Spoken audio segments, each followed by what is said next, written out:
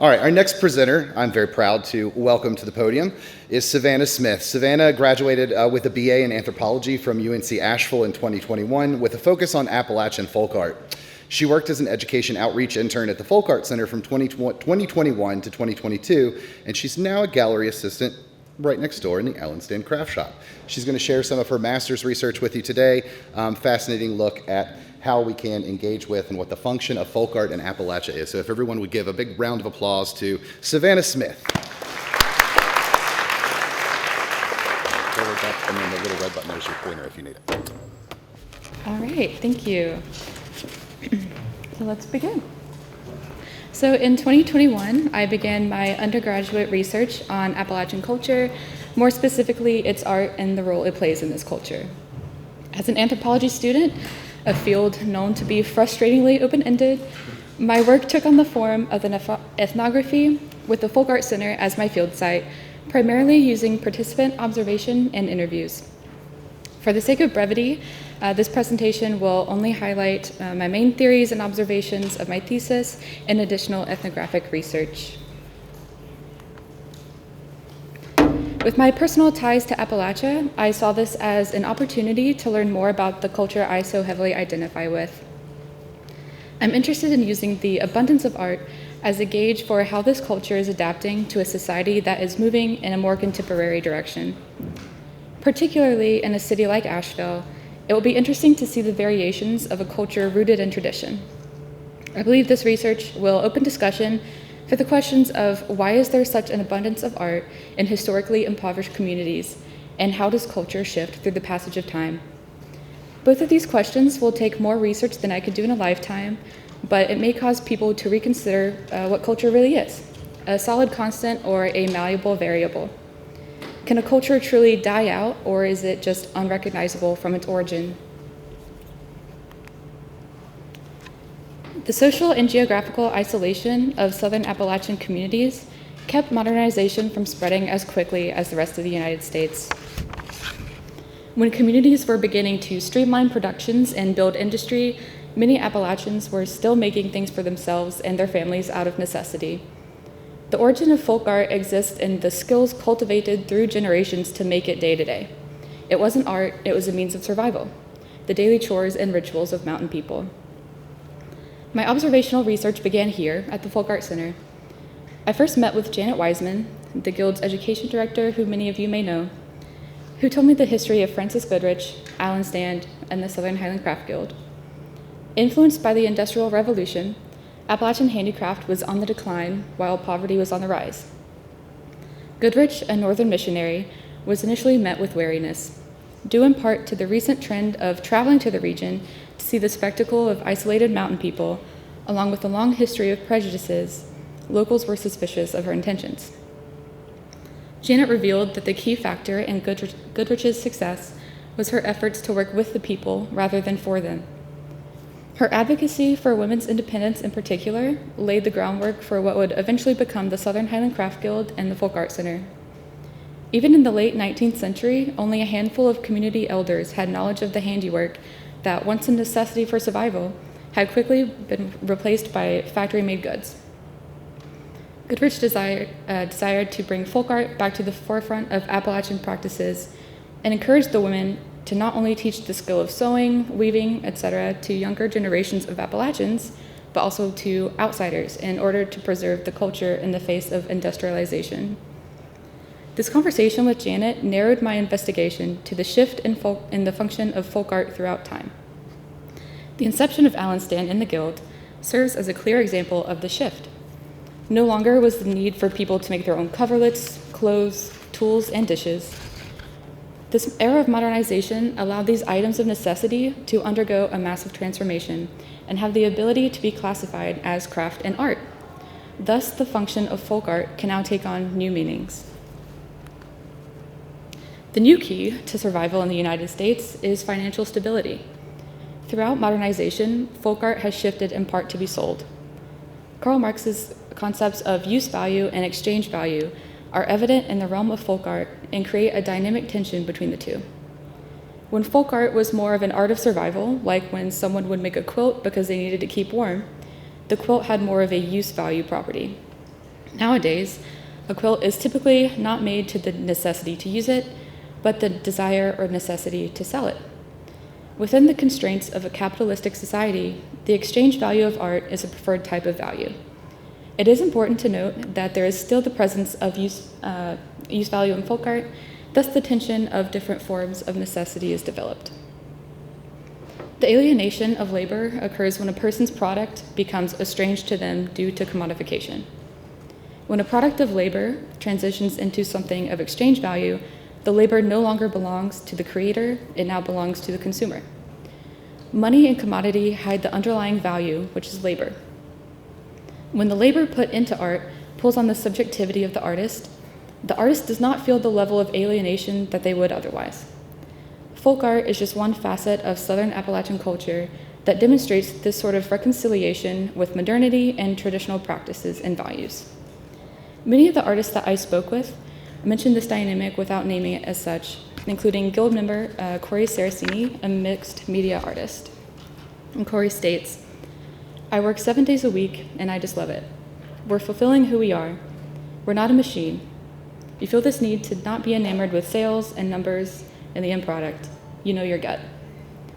Whether this be due to the kind of art an artist is creating or the specific environment they are in, it is significant in suggesting that, at least to some degree, artists who create pieces that fall into the folk art category strongly value their being able to find personal fulfillment in their work. This idea seems to nod to the underlying Southern Appalachian value of working for oneself and the desire to remain independent from mainstream society. So as my research progressed, it became apparent that the desire to communicate through folk art far surpassed even the potential for financial gain in our career-focused society. Art can be used as a means for understanding each other. Art is notorious for having multiple meanings and endless ways of interpretation, but it's the potential for understanding that is significant. The realms of science and art both look for a way to understand the human experience and the universe that we all live in. There's a hunger to understand each other, and art is an expression of that hunger. In Appalachia, how has folk art transformed into a means of communication? Is there a hunger to be understood? It would definitely make sense. In a community so often stereotyped or misunderstood, here is a means of understanding. In a sense, we're making ourselves vulnerable, laying ourselves bare in an attempt to be understood. Craft, in particular, focuses on the ordinary. It allows for understanding of the universals through the specific. Unlike fine art, which mostly does not focus on the details of life, craft always does, and in doing so, it's easier to digest. It dignifies and validates daily life. Even the simple incorporation of the physical body grounds the person who creates or uses it. A mug, for instance, could have no deeper meaning than being a functional tool to drink out of. In this simplicity lies a constant reminder of humanity, our shared experience. Whether we are aware of it or not, we must submit ourselves fully to this concept. Art is a tangible vessel of this submission. There are countless emotions, ideologies, and agendas that can be communicated, but I found the following to be the most prevalent in Appalachian art: agency and power, modesty, kinship and family, place, and personalism. If there's little way to express agency in a more traditional way, such as through political or environmental power, forms of art can be a means of enduring these pressures and can serve as an outlet for control. Ironically, art also requires a great deal of vulnerability. It's possible that there's also freedom in choosing what parts of you are exposed.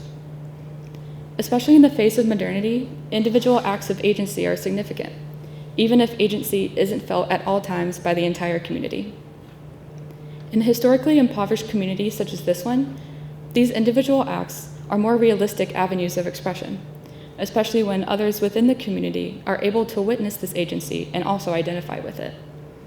The physicality of creating art, along with the inherent choices behind its process, brings agency to the artist. In turn, the final piece becomes a symbol of that action. Modesty is closely linked to independence and self-reliance in Southern Appalachian culture. The idea of working hard to become successful is very prominent in the rural South, particularly the image of strenuous physical labor. In western North Carolina, for instance, many towns were centered around mills of various types. At the time of writing my thesis, the paper mill in nearby Canton was still in operation, employing over 1,000 of Canton's residents. Unfortunately, after 115 years, the paper mill permanently ceased operation in 2023. When a lot of the mills stopped being used, many people lost their only source of income. The way in which the government has done into the rural South has led to an almost extreme sense of individualism that is only reinforced by our stubbornness.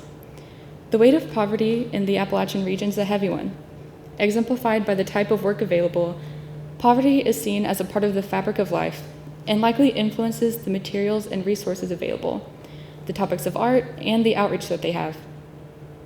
With the influence of globalization, the level of outreach is larger than ever before, and more people are being exposed to this culture and vice versa.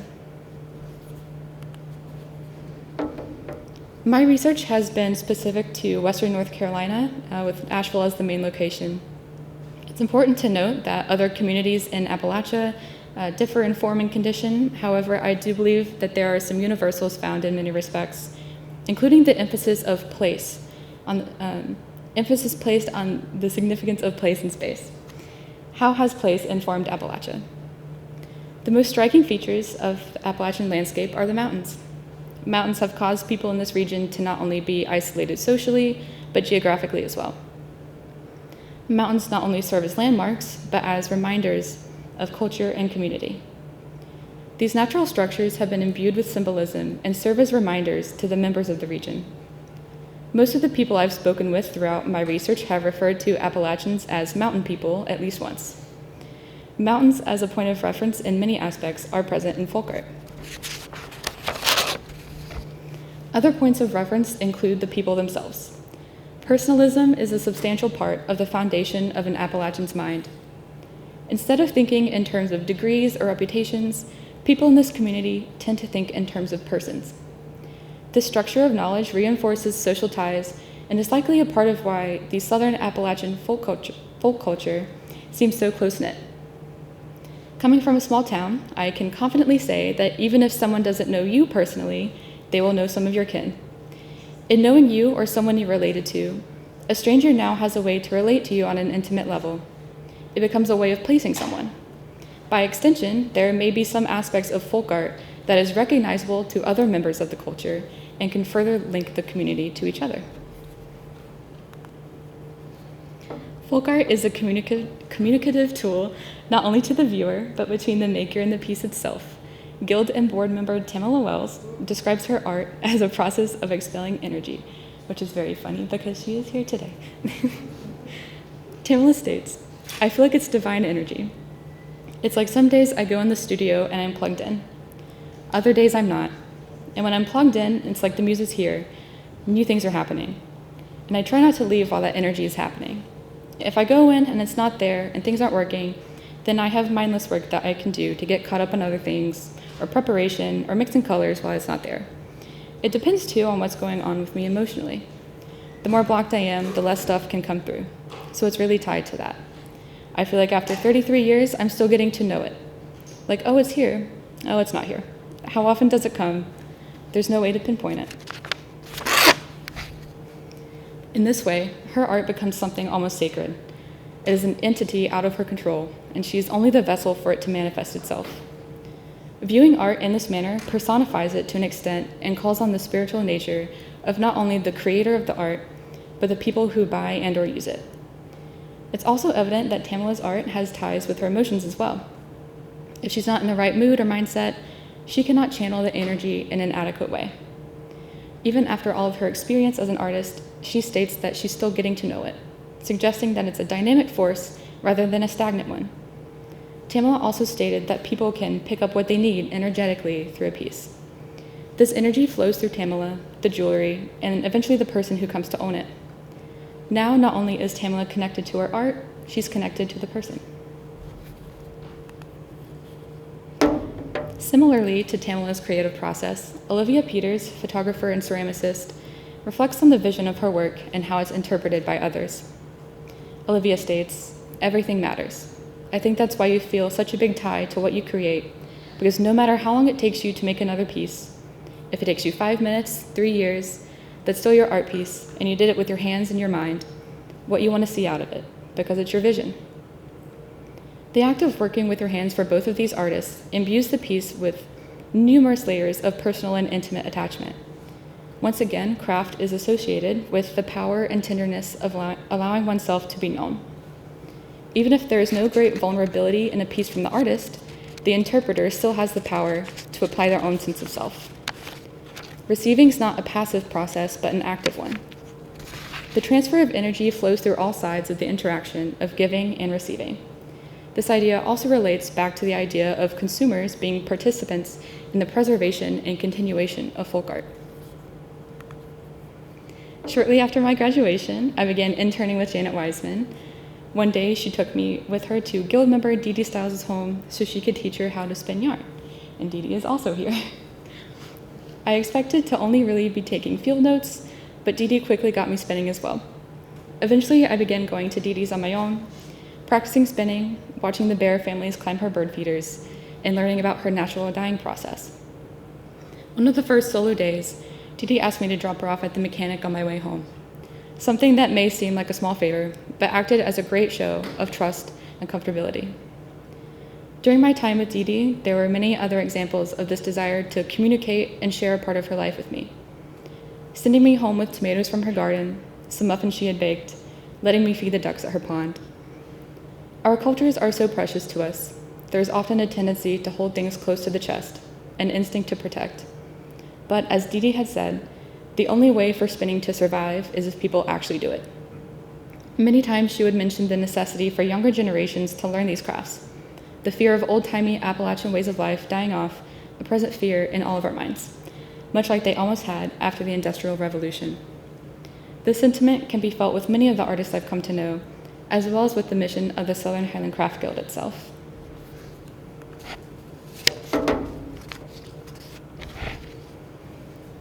So how successful can this form of communication be? How much can really be understood by people outside of a culture? In the discipline of anthropology, we're taught to acknowledge that no matter how impartial we try to be, we're always processing information through our own minds with our own lived experiences. It's impossible not to. People outside of Southern Appalachian culture will view a piece of folk art in a gallery through the lens of their preconceptions. This leads us to question what barriers are there within the communication of artist to art to viewer. The viewer becomes a familiar other. Although there may be shared cultural understandings, there's still a divide that is being manipulated by all parties. There's a wish to keep the familiar others close enough to engage and coexist with, but a degree of separation to distinguish themselves from others. Dr. W. Gordon Ross comments on the concept of paralysis of analysis, questioning the nature of analyzing elements of culture such as art in Southern Appalachia. Have you ever had to explain why a joke is funny? It suddenly loses the effect and possibly even the meaning of it. Outside their context, the art of Appalachia may cause a degree of miscommunication. Folk art could be considered an inside joke of sorts. Elements of it may only be recognized by the folk that it's meant to speak to. Once art is placed in a gallery, like the permanent gallery at the Folk Art Center, it's taken out of its original context and becomes open to anyone's interpretation. I was sitting on the porch with my dad one afternoon, talking about my research and our family. Offhandedly, my dad mentioned some of the furniture on our porch, 2 tables that I had never really given a second glance to. He explained that both were reconfigured pieces of furniture from my great-grandparents' home. The first was made from the basin where they washed their clothes, and the second was the base of their old stove. I had had no idea that they were anything besides tables that we owned. Even though they were from my own family, outside of their context, they were void of any familial meaning to me. With this added context from my family, the meaning of these pieces are known to me, emphasizing the importance of the communication through the art itself and also the members of the community. So what is the significance of folk art and its role in Appalachia? What is its function today? Art is a prominent method for learning more about a culture. It's tangible, and through places like the Folk Art Center, it's accessible. Art's accessibility extends beyond just this region. For example, on a recent trip to the American Folk Art Museum in New York, I was surprised to find a piece from Kate Donaldson, an artist whose work we have displayed in the permanent collection here at the Folk Art Center. Modern folk art is the archaeology of a living culture.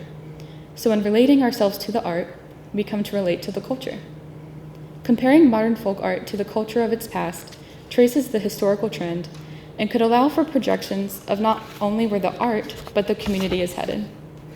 The trajectory of folk art seems to be embracing modernity more wholeheartedly. The tension of keeping traditions alive while simultaneously participating in mainstream society creates an interesting dynamic. In a town like Asheville, this blend of tradition and modernity is evident. Appalachian art is dynamic and complex, full of almost contradictory meaning. It ties the community together through tradition and familiarity, while simultaneously driving the culture through modernity. Surviving and maintaining the existence of an individualistic culture is the real art performance. My biggest hope in my work is that I have shed some light onto the complexities of this community of people in which I too belong. There's much more work to be done to fully understand the implications of folk art to Southern Appalachian culture, and I have only gotten to a fraction of it. The functionality of folk art that is embedded in the roots of this culture is still present today and takes many forms. If there's anything to take away from this experience, it is to recognize that Appalachia is a force to be reckoned with, a force that enriches our melting pot society. Thank you.